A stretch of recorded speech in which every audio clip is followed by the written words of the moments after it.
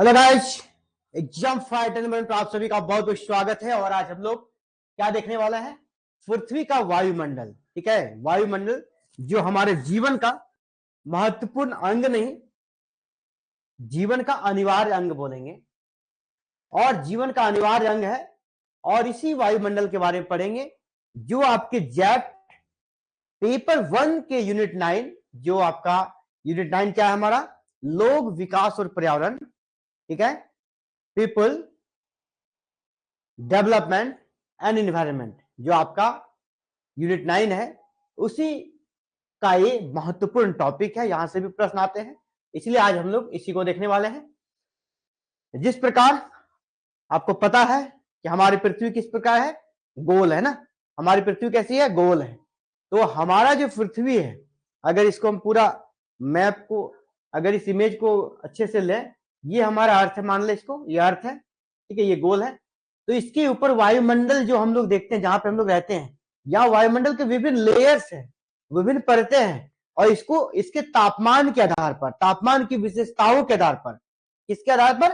तापमान, टेम्परेचर के आधार पर विभिन्न स्तरों में बांटा गया है। इसके गुणों के आधार पर, यानी इसका जो तापमान वाला जो गुण है, उस आधार पर इसको विभिन्न परतों में बांटा गया। टोटल यहाँ पर देखेंगे तो यहाँ पर 5 परतों में बांटा गया है। पहला होता है क्षोभ मंडल, ट्रोपोस्फेयर। दूसरा होता है समताप मंडल, स्ट्रेटोस्फेयर। मध्य मंडल, मेसोस्फेयर। आयन मंडल, आयनोस्फेयर। और बता देते हैं, ये आयन मंडल को आपका ताप मंडल भी कहा जाता है। और लास्ट में सबसे ऊपर जो होता है, जिसको एक्सोस्फेयर कहते हैं, वायुमंडल कहते हैं। इन सभी जो कह सकते हैं, ये जो लेयर्स है वायुमंडल के, एटमॉस्फेयर के, उसके बारे में आज हम लोग जानेंगे। ए टू जेड एक एक करके देखेंगे। ठीक है, तो चलिए आज के क्लास को हम लोग स्टार्ट करते हैं। और सबसे पहले जो सबसे निचला लेयर है ना, सबसे निचला लेयर हमारा क्या है? सबसे नीचे क्या था? क्षोभ मंडल, जहां पे हम लोग रहते हैं। मनुष्य और जीव जंतु कहां पे रहता है? इसी क्षोभ मंडल में रहता है। 1 मिनट, मुझे कुछ स्क्रीन में दिख रहा है, मैं उसे हटा के आ रहा हूं। ठीक है, 1 मिनट।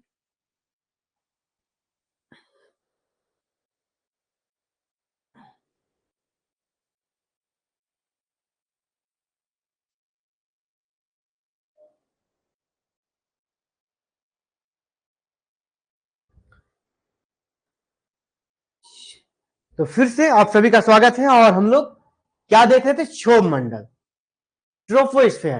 तो ट्रोपोस्फेयर का क्या गुण है, इसका क्या विशेषता है? स्थान और ऊंचाई के अनुसार, मौसम और तापमान के अनुसार, इसको सबसे पहले देखेंगे। तो यह वायुमंडल की सबसे निचली परत है, यानी हम लोग जिसमें रहते हैं वही हमारा क्षोभ मंडल है। मनुष्य और सभी जीव जंतु जो कि भूपरपट्टी पर निवास करते हैं, वो किस मंडल में रहते हैं? तो इसी मंडल में रहते हैं, जिसका नाम है आपका क्षोभ मंडल। तो सबसे निचली परत कौन हो गया? क्षोभ मंडल। इसका ऊंचाई अगर देखा जाए तो औसत ऊंचाई 13 किलोमीटर होता है। एवरेज पूछा जाए तो 13 किलोमीटर। लेकिन आपको पता है पृथ्वी चपटी हुई है, ध्रुवों पर चपटी हुई है, वहां पर इसका हाइट घट जाता है। ध्रुवों पर इसकी ऊंचाई 8 किलोमीटर है, और भूमध्य रेखा पर सबसे ज्यादा 18 किलोमीटर तक इसकी ऊंचाई है। तो क्लियर है, समान एवरेज 30 किलोमीटर, 13, और ध्रुव पर 8 किलोमीटर, और आपका विषुवत रेखा पर सबसे ज्यादा 18 किलोमीटर तक हाइट तक, मैंने पृथ्वी से 18 किलोमीटर तक क्षोभ मंडल का विस्तार पाया जाता है। यहां तापमान में क्या विशेषता है ना, जैसे जैसे आप ऊपर जाएंगे, ठीक है, जैसे जैसे ऊपर जाएंगे तापमान हमारा क्या होगा? घटेगा। और इसका रेट क्या है? पर 165 मीटर हम ऊपर जाएंगे तो तापमान में 1 डिग्री सेल्सियस की कमी आएगी। तापमान में प्रत्येक 165 मीटर की ऊंचाई पर 1 डिग्री सेल्सियस की तापमान में क्या होगा? गिरावट आएगी। इसीलिए आप देखते हैं ऊंचाई बढ़ने के साथ आपको ठंडक महसूस होता है। हिमालय की चोटियों पर बर्फ जमती है, क्यों? ऊंचाई बढ़ने के साथ ये तापमान क्या होता है? घटते जाता है। इसी रेट से घटता है, और हिमालय पर हमारा क्या होता है? 0 टेम्परेचर हो जाता है, और वहां पर बर्फ जमता है। भूमध्य रेखा के ऊपर सबसे कम तापमान दर्ज किया जाता है। भूमध्य रेखा के ऊपर सबसे कम तापमान दर्ज किया जाता है। याद रखिएगा, सभी वायुमंडलीय और मौसमी घटनाएं इसी लेयर में घटती है, यानी क्षोभ मंडल में, जैसे कि जो भी मौसम परिवर्तन होता है, ठीक है, यानी वायुमंडल में जो भी मौसम से संबंधित परिवर्तन होता है वो किस मंडल में होता है? तो क्षोभ मंडल में होता है। जितने भी प्रकार के चेंजेज हैं आपको यहीं पर वो देखने को मिलता है। ये सबसे प्रश्न आएगा, है ना, ये सबसे आपसे प्रश्न पूछा जाएगा सबसे निचला परत कौन है, एवरेज हाइट कितना है, कितने मीटर ऊंचाई पर तापमान घटता है, या फिर मौसम बदलने संबंधी घटनाएं किस मंडल में होती है, भूमध्य या तो किस कहां पर किस पृथ्वी के किस भाग में सबसे कम टेम्परेचर पाया जाता है क्षोभ मंडल में, वो आपका भूमध्य रेखा के ऊपर सबसे कम टेम्परेचर पाया जाता है। क्यों? क्योंकि ऊंचाई बढ़ने के साथ तापमान घटता है, तो जो भूमध्य वाला इलाका है, भूमध्य रेखा वाला, वहां पर सबसे कम टेम्परेचर पाया जाता है। तो ये हो गया। अब हम लोग देखते हैं अगला नेक्स्ट जो था आपका समताप मंडल। नाम से स्पष्ट है, समताप यानी क्या हो गया, समान ताप, ठीक है, स्ट्रेटोस्फेयर या स्ट्रेटोस्फेयर है।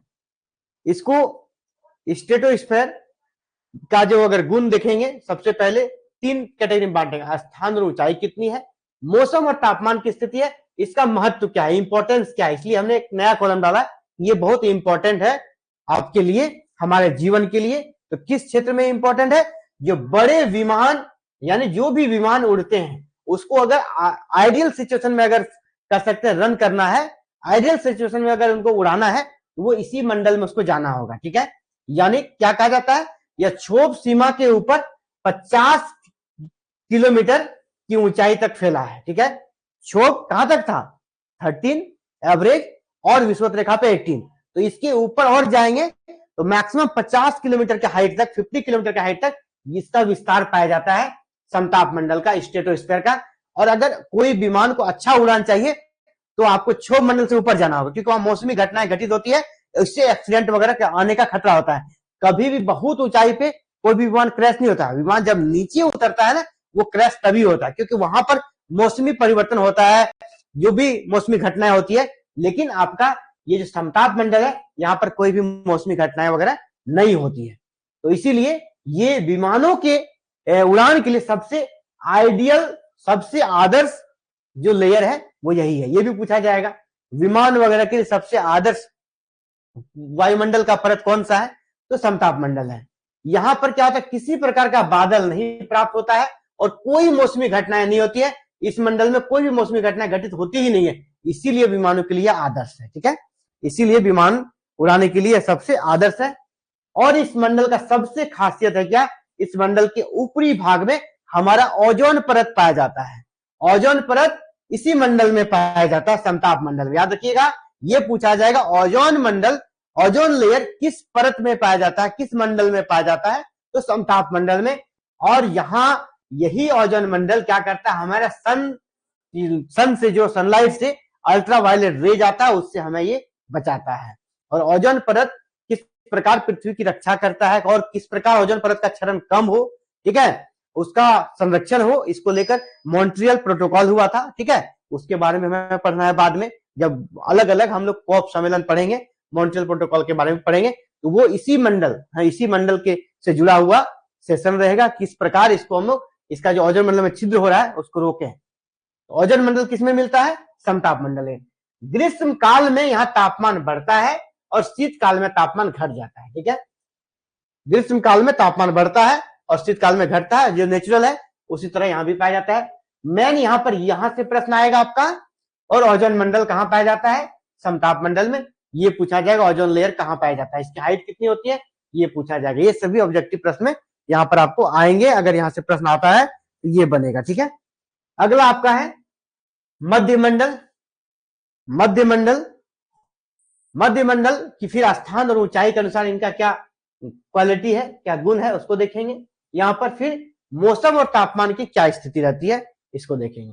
तो देखिए, समताप मंडल यानी समताप मंडल का जो ऊपरी सीमा है, इसको क्या बोलते हैं, स्ट्रेटोपॉज। स्ट्रेटोपॉज, समताप मंडल का जो ऊपरी सीमा है उसको स्ट्रेटोपॉज कहते हैं। समताप सीमा के ऊपर स्थित है और 50 से 80 किलोमीटर की ऊंचाई तक फैला हुआ है, ठीक है। ये कहाँ है, जहां समताप मंडल खत्म, माने समताप मंडल यहाँ पर खत्म हो रहा है, यहाँ पर खत्म हो रहा है, तो समताप मंडल की हाइट कितना है, 50 किलोमीटर, नीचे से 50 है।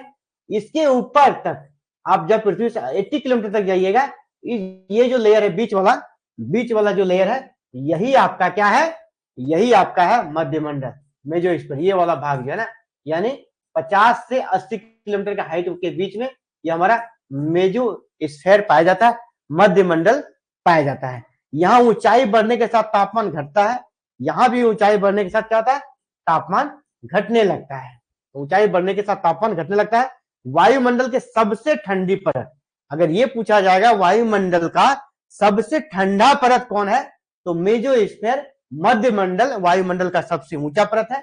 इसका हाइट कितना, 50 से 80 किलोमीटर के बीच, यानी जहां आपका समताप मंडल खत्म होता है इसके बाद से 80 किलोमीटर तक हम जाएंगे। 50 से यानी पृथ्वी से 80 किलोमीटर, वैसे ही दोनों का गैप कितना, 30 किलोमीटर। ये 30 किलोमीटर के दायरे में ही ये मध्य मंडल पाया जाता है। और यहां पर ऊंचाई बढ़ने के साथ तापमान क्या होता है, घटता है। तो ये इनका विशेषता है। अब हम लोग पढ़ेंगे आयन मंडल, जो हमने देखा था आयन मंडल। आयन मंडल का दूसरा नाम क्या है, ताप मंडल। आयन मंडल जो थर्मोस्फेयर है, थर्मोस्फेयर इसी का दूसरा नाम है आयन मंडल भी कहा जाता है, जो हमने स्टार्टिंग में आपको दिखाया था। अब इसके बारे में जानेंगे, ऊंचाई और स्थान के अनुसार, मौसम और तापमान के अनुसार, और इसका भी क्या इंपॉर्टेंस है, इसको हम लोग जानेंगे कि ये नहीं रहता तो क्या हमें दिक्कत होता। देखिए मध्य सीमा, यानी जो पिछला हम लोग कब पढ़े थे, 80 किलोमीटर तक। मध्य सीमा की ऊंचाई कितनी होती है जमीन से, 80 किलोमीटर। तो ये 80 किलोमीटर से एबव जब हम जाएंगे तो 400 किलोमीटर तक, है ना, 400 किलोमीटर के बीच इसका रेंज है। पृथ्वी से 80 किलोमीटर गए, ठीक है, और उसके 80 किलोमीटर क्या होना, मध्य मंडल मिला, और उसके ऊपर फिर उसके ऊपर जाएंगे कब, 400 किलोमीटर तक। तो हमारा ये जो एरिया है ये हमारा थर्मोस्फीयर कहलाएगा, आपका तापमंडल कहलाएगा। यहां पे आयनीकरण की घटनाएं होती है, ठीक है, अल्ट्रावायलेट रेज, एक्सरे, गामा किरणों का विकिरण होता है, ठीक है। इसका महत्व क्या है, इन्हीं किरणों के कारण इसे आयन मंडल कहते हैं। यहाँ पे आयनीकरण की घटनाएं होती है, ठीक है, आयनीकरण की घटनाएं होती है, इसीलिए इसका नाम ही है आयन मंडल। तो ताप मंडल का दूसरा नाम क्या हो गया, आयन मंडल, इसलिए यहाँ पे लिखा है। इसमें विद्युत आवेशित कण होते हैं, इन्हें आयन मंडल भी कहा जाता है। और यहां देखिए क्या है, पृथ्वी से जो रेडियो तरंग है, पृथ्वी से रेडियो तरंग वापस पृथ्वी पर आकर परावर्तित हो जाती है। इसीलिए हम लोग क्या करते हैं, बहुत सारी जो आपका दूरदर्शन संबंधी है, रेडियो संबंधी है, ये जो फायदा ले पाते हैं, दूरदर्शन हो या रेडियो हो या हम जो टीवी वगैरह देखते हैं, वो इसी के परिणाम स्वरूप हो पाता है, ठीक है। इसी के परिणाम स्वरूप हम लोग उन सुविधाओं का लाभ ले पाते हैं, ये इसका महत्व है। यहाँ पे अगर विद्युत आवेशित कण नहीं होते, ठीक है, रेडियो तरंग आपका रिफ्लेक्ट नहीं हो पाती, तो हम इन सुविधाओं का लाभ नहीं ले पाते, इसलिए इसका इंपॉर्टेंस है। और इसका एक इंपॉर्टेंस है हमारी सुरक्षा के दृष्टिकोण से, वो आप देख लीजिए। हमारी सुरक्षा के आप देखते होंगे उल्का पिंड कभी कभी, है ना, जलते हुए गिरता है ना, तो वो उल्का पिंड कहां पे गिरता है, उल्का पिंड को जो हम लोग देखते हैं आपका इसी आयन मंडल में ही रहता है, ठीक है, वो आयन मंडल में आके वो जल जाता है उल्का पिंड। और जो भी परित्यक्त उपग्रह है, जो कि अवशेष है पृथ्वी पर गिरने वाला होता है, वो यहीं पर आकर वो आग लग जाता है और वो जल जाता है, ठीक है। इसी परत में आकर उसमें आग लग जाता है और जल जाता है, राख बन जाता है, और पृथ्वी तक सिर्फ उसका मलबा पहुंचता है। वो बड़ा सा जो पिंड है वो यहां तक आ नहीं पाता है, यहीं पर धराशायी हो जाता है। ये हम सभी के लिए बहुत रक्षा कवच का काम करता है ये मंडल। ओजोन परत तो करता ही है, और साथ ही साथ आयन मंडल भी करता है। और यहाँ पर इसको भी विभिन्न परतों में बांटा गया है, डी लेयर, ई लेयर, एफ लेयर, जी लेयर। और आपको ये भी बता दें कि जब दिन होता है ना, दिन में केवल डी लेयर और ई लेयर ही पाया जाता है, और सूर्यास्त होते ही ये गायब हो जाते हैं, ठीक है। रात में ये लेयर, डी लेयर और ई लेयर नहीं मिलता है, ठीक है। अब इसका ये वाला क्वालिटी जो बहुत इंपॉर्टेंट है, यहां पर क्या होता है तापमान में, तापमान वाला जो क्वालिटी है उनको देख लीजिए। तापमान में क्या था, ऊंचाई जैसे जैसे बढ़ेगा, हाइट बढ़ेगा, तापमान तेजी से बढ़ता है। बड़ा चीज, बड़ा परिवर्तन, यहां पर जैसे हाइट बढ़ेगा ना, जैसे ऊंचाई में जाएंगे तापमान क्या होगा, फिर बढ़ने लगेगा, ठीक है। और जब तापमान बढ़ेगा हवा क्या होगा, हल्की हो जाएगी। अभी हम लोग क्या देख रहे थे, ऊंचाई बढ़ता है तापमान घटता है। अब ऊंचाई जैसे जैसे हम ऊपर जाएंगे तापमान क्या होगा, और बढ़ेगा, और 1500 डिग्री सेल्सियस तक तापमान मिलेगा, समझ रहे हैं। 100 डिग्री सेल्सियस में वाटर जो बॉयल होता है कैसे खोलने लगता है, उसमें अगर आप हाथ डाल देंगे क्या स्थिति होगा। यहाँ 1500 डिग्री सेल्सियस की बात हो रही है, यानी लोहा भी आपका गलने की स्थिति में आ जाएगा, ठीक है। 1500 डिग्री सेल्सियस से यहाँ पर तापमान चला जाता है। ऊंचाई बढ़ता है तो तापमान यहाँ पर बढ़ते जाता है, क्योंकि हम क्या होता है, अब हम लोग यहाँ पर एक तरह से कर सकते हैं, वायुमंडल के सबसे ऊपरी परत पे चले गए, वहां पे सीधे सन का जो पावरफुल उनका जो रे है वो हमें मिलना यहाँ पर स्टार्ट हो जाएगा। हमें तो हमारा जो वायुमंडल है, विभिन्न प्रकार की वायु की परतें हैं, वो जो हानिकारक रेज आता है सन का, उससे हमें बचाती है ना। अब यहाँ आपका सारा प्रोटेक्शन खत्म होने वाला है, इसलिए अब टेम्परेचर बढ़ते जाएगा। ठीक है, तो ये आपके लिए रहा एक इंपॉर्टेंट, यहां से भी जो प्रश्न बनेगा उसको कर लीजिएगा। और सबसे लास्ट जो है और पांचवा है वो हमारा बहिर्मंडल है, एक्जियोस्फीयर जिसको कहते हैं, बहिर्मंडल। इनको भी हम लोग अलग अलग कैटेगरी में बांटकर इसको देखने वाले हैं कि सबसे पहले कि स्थान और ऊंचाई के अनुसार इसमें क्या गुण होता है बहिर्मंडल में, स्थान और ऊंचाई के अनुसार, और फिर आपका मौसम और तापमान की स्थिति के अनुसार इसका क्या गुण होता है। तापमंडल के ऊपर वायुमंडल की सबसे ऊपरी परत है ये। ऊंचाई के साथ तापमान बढ़ता है और 5000 डिग्री सेल्सियस तक पार कर जाता है। अब जो भी है हम लोग सन के करीब जा रहे हैं ना, सन के करीब जा रहे हैं, वायुमंडल का जो लेयर है वो खत्म होते जा रहा है। अब आपको हमारे वो इसके ऊपर वायुमंडल नहीं मिलेगा, बिल्कुल विरल तरीके से मिलेगा। ठीक है, नाम मात्र का वहां आप जी नहीं पाइएगा, वहां आपको जैसे सांस लेने वाला स्थिति नहीं रहेगा, वहां जाकर कोई जिंदा नहीं बच सकता है। तो वो स्थिति यहाँ पर पहुंच जाता है और यहाँ पर तापमान बढ़ता ही बढ़ता जाएगा। ठीक है, और यहाँ जहां हम लोग देख रहे थे कि 1500 डिग्री सेल्सियस तक था, अब यहाँ 5000 डिग्री सेल्सियस तक आपको तापमान मिलने वाला है। इसकी अगर ऊंचाई को देखेंगे, इसकी ऊंचाई 400 किलोमीटर से एबव जाएगा, पिछला 400 किलोमीटर तक था, है ना। अब ये 400 किलोमीटर से ऊपर 1000 किलोमीटर तक है, जो कह सकते अंतरिक्ष में जाकर मिल जाती है। इसके बाद क्या होगा, हमारा स्पेस ही मिल जाता है। जब 1000 किलोमीटर आप ऊपर चल जा रहे हैं, उसका तक स्पेस हो गया और आप अंतरिक्ष होगा, अंतरिक्ष में तो आपको वायु मिलेगा ही नहीं, बिल्कुल वहां पे कह सकते हैं कि ऐसा सिचुएशन है कि जो भी सन से रेज वगैरह तो सीधे आपको वहां पर मिल जाएगा। ऊंचाई के साथ इसकी अगर बात करें तो 400 किलोमीटर से लेकर 1000 किलोमीटर के बीच का जो है वही आपका वायुमंडल कहलाता है, जो अंततः जाके अंतरिक्ष स्पेस में मिल जाता है।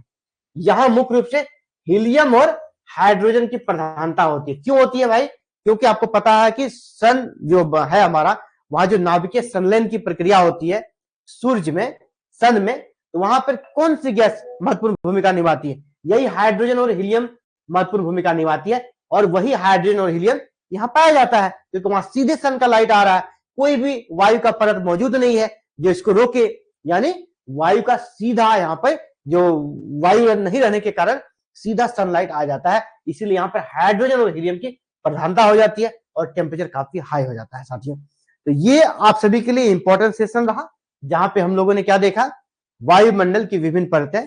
और अभी हम लोग यूनिट 9 में है। यूनिट 9 को सबसे बड़ा यूनिट है, सबसे ज्यादा प्रश्न आता है, इसमें करंट अफेयर्स भी इंक्लूड होगा, इसलिए यूनिट 9 को अभी हम लोग अच्छे से कर लेंगे, फिर से एक बड़ा टॉप यूनिट को उठाएंगे और अंततः हम लोग बड़े स्ट्रेटजी के साथ, मास्टर प्लान के साथ चल रहे हैं और पेपर 1 जबरदस्त तरीके से तैयारी होगा और सबका पेपर 1 में अच्छा स्कोर आएगा, ये मेरा प्रयास है।